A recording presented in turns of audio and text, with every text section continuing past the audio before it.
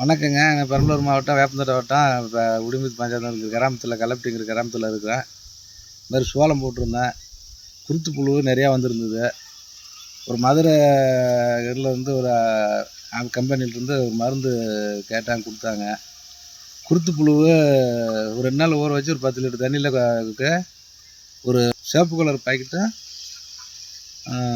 Blue colour packet 2 கலந்து அடியில் கொடுத்து உரத்தில் எருவில் கலந்து விசிறி விட்டேன். மறுபடியும் ஒரு 10 நாள் கழித்து மஞ்சள் பாக்கெட்டு ஒன்று கலந்து அதே மாதிரி எருவில் கலந்து விசிறி விட்டேன்.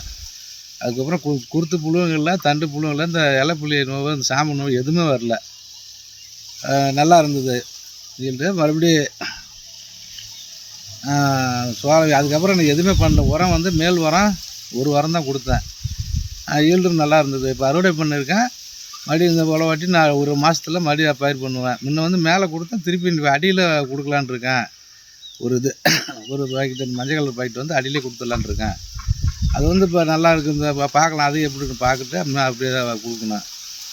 நீங்களும் அந்த மாதிரி விவசாய செய்கிற மக்கள் எல்லாமே வாங்கி பயன்படுத்தி பாருங்கள். நல்லா இருக்குது, ஈல்டு நல்லா இருக்குது. ஒரு தடவை பயன்படுத்தி பாருங்கள்.